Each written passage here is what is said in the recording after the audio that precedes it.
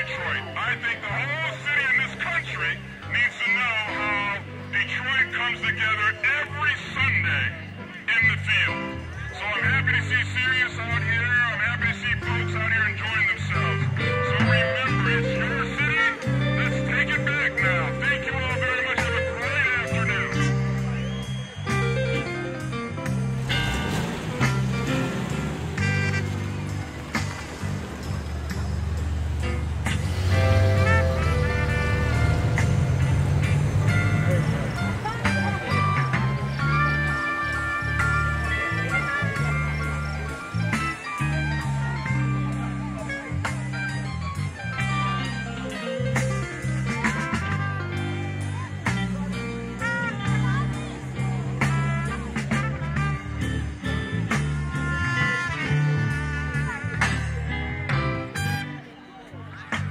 The blues will make you happy.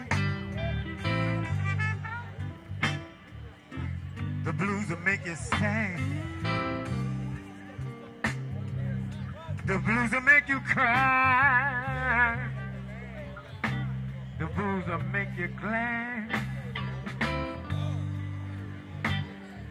I'm gonna sing the blues long as I got my baby by my side.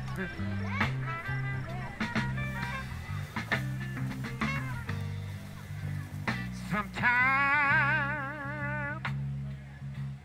it's not easy, yeah. The blues will make you happy.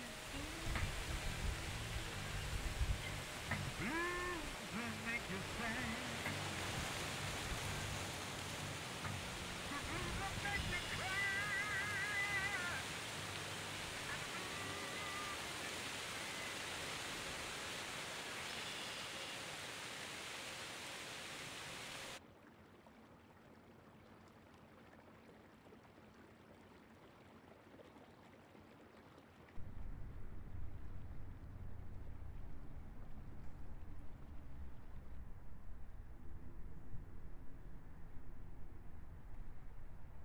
Can you have a whole city in which a whole city built on a subsistence model?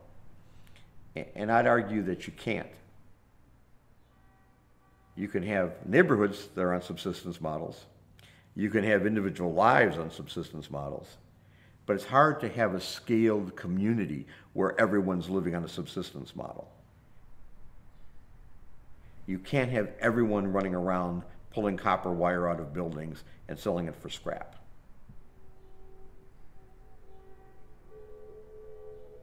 That's not a city.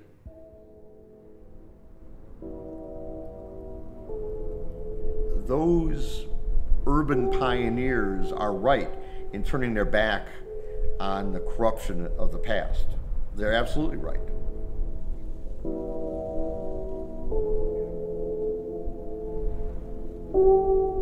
The problem is, pioneers find new territory, they don't occupy it. They're not the builders of towns. Pioneers are the people who are always driven to find the edge, always pushing past the limits of the known into that next place where there's the unknown, the frontier, the place where something may, over time, be better.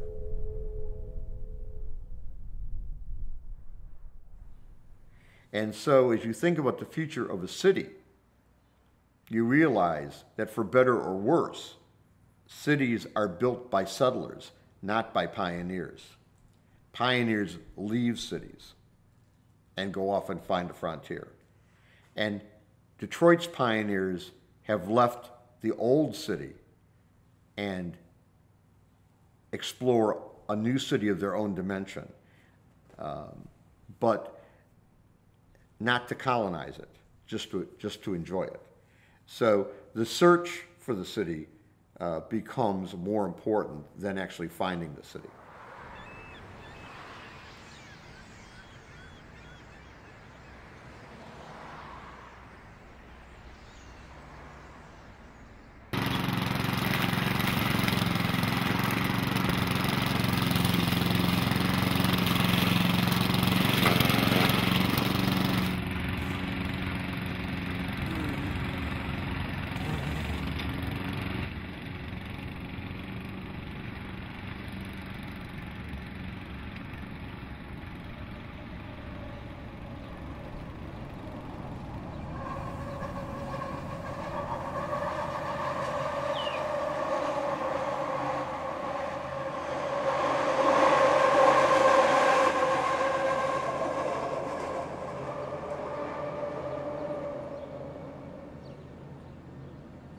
blues, a little blues.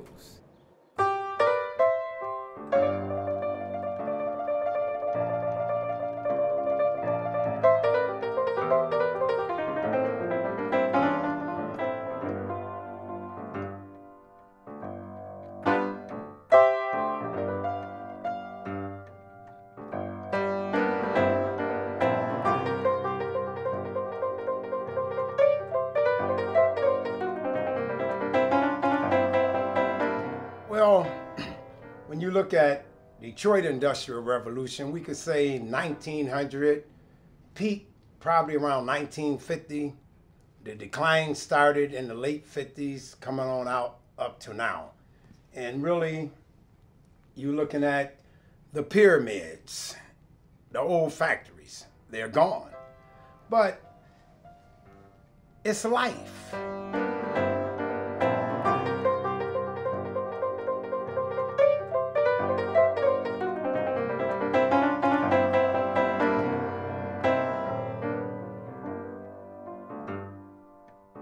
Now, I see some hope because I see a lot of young kids who especially come into my club. It's almost like, again, I'm watching television. I really enjoy seeing them. But it was interesting to find out that most of these kids come from some of Michigan's top zip codes. Very well-off kids, very educated. By my way of thinking, I don't even know why they're here. But these are kids. And talking to them, it made me, one day they did an interview on me and they said, well, what type of kids, what type of people are these people? I said, well, these young kids that's coming in Detroit now, young white kids, is the same people who came here 300 years ago with my man Cadillac. I said, they left France, or at that time Montreal, and they came to a wilderness. Strange people, strange everything. And they built a fort. They could have easily went back to Europe or Montreal to more civilized living. But they knew it was something here, there was hope here, and there was, in their way of thinking, a lot of waste here that they could produce here. And if you really look at America, it was, especially Detroit, we were built on imagination. Think about it. This man named Henry Ford said, I'm going to make this horseless carriage. He did. Then people said, well, it costs so much. He said, no, I'm going to figure out a way to do a dirt cheap assembly line. He did. So what's going to rebuild it is the very creative class of kids that's moving here now. They have imaginations, and they are writing their own book for the future. They're using very little of the old school book, the old school rules. They're not afraid to be themselves, and they're going to, like you guys, they are going to do something that's going to change this place. And that's my faith.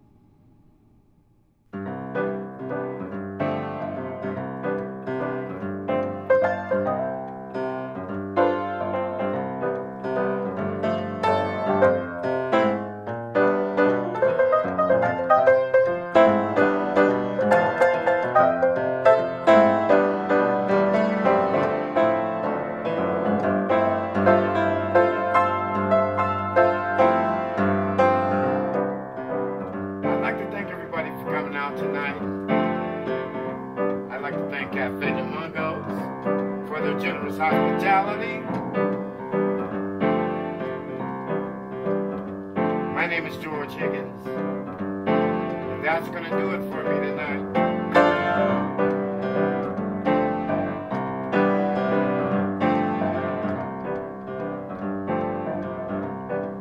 The food was excellent.